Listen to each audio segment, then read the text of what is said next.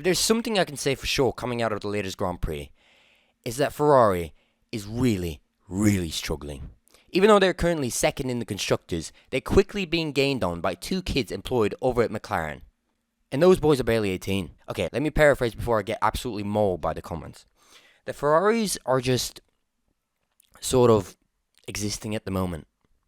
They tend to be on a podium every now and then, but apart from a short blip in Monaco, which was essentially godsend, I mean, things really have to go wrong for Charlie if he loses from pole at Grand Prix where most of the teams are rooting for him, all of the viewers are certainly rooting for him, and even the head of the fucking country in which the Grand Prix is held is literally hoping you will win.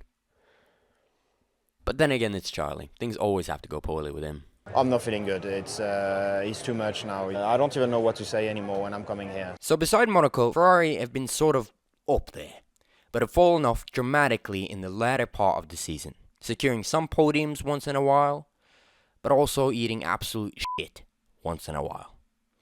It's a well-mixed diet for the team, but on a serious note, something is really going wrong at the team. And in my opinion, this can be observed in so many different ways, like no matter how you slice it, it's really fucking bad. This is what I mean.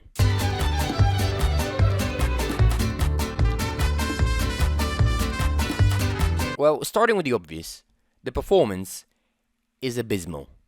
I mean, let's be 100% frank here. They're not Williams, they're not a Haas, or a Sauber.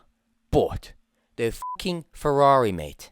They're supposed to be winning Grand Prix left and right. The amount of money these guys spend per season makes it absurd that they're not even fighting for the fucking win.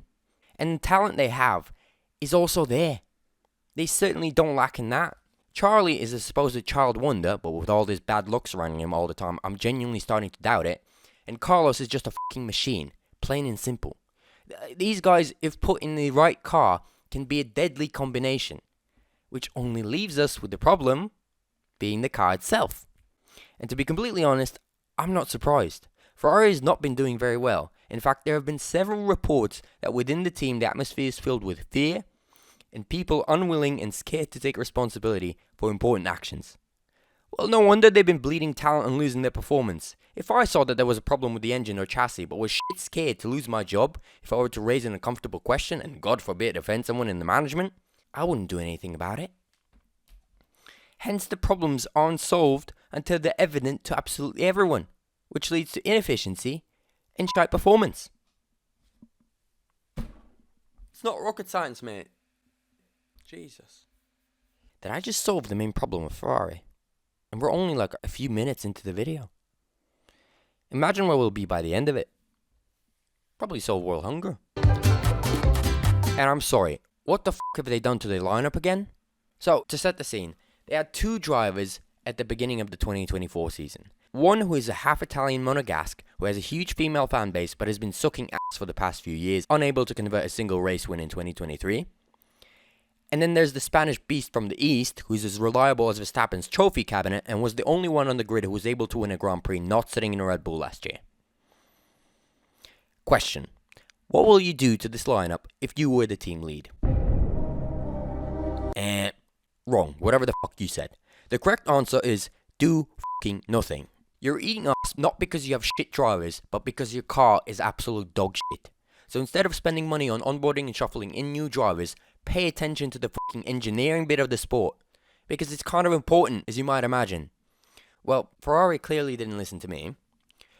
Or by that matter, employ any kind of rational thinking at all. Instead, they get rid of the only consistent Grand Prix winning driver and kept the one that is just there for the looks and popularity. And who would they now put in to replace the consistent guy? Another driver that's now known for just his looks and being popular. And yes, of course, he's a 7-time world champion, but he's also almost a fucking senior citizen by now. Like, even though my grandpa might have shown himself as an exceptional fighter pilot in World War II, doesn't mean we should recruit him for the aviation branch now. Well, for starters, because he's 100 years old and can't even get to the fucking shitter without outside assistance. And yes, I just compared Hamilton to a 100-year-old World War II vet who can't shit on his own. The analogy sticks, so f*** off. Don't get me fucking started on this shit. Like, what the actual fuck? Just for reference, during the British Grand Prix, Ted from Sky, you know, the legend, Teddy Boy, whatever, He said in the first part of the Grand Prix on live TV, Ferrari, please don't repeat the same mistake you made before. Please, don't pitch your boys too early. It hasn't worked out for you in the past. The undercut doesn't work. You've made this mistake 3 times now. Please, just wait a bit. Hold out. 2 laps later, Leclerc pits, is out of position and for the rest of the race. They also put him on the wrong tyres for good measure. You know where he ended up? Being lapped. A Ferrari. Lapped. On pure strategy and pace. Kill me, please. So yeah, I think this might be one of the most devastating times to be a Ferrari fan. Like, literal trash. The most annoying part is, they're doing it on their own. They're just destroying themselves from within. They are not developing the car enough, largely probably because of the horrendous work environment the management rules the team in, where everyone is shit scared for their lives, and because they make absolutely horrific decisions on and off the track, which is, again, made by the management. I think there seems to be a common denominator in these issues. I know. We should replace Sainz, because he doesn't wear a nose ring, and I really think our car will go fast if the guy driving it would have a nose ring. You know, just based on that, I think I could be the team principal Ferrari. Let me send my CV over. See you on the track, boys.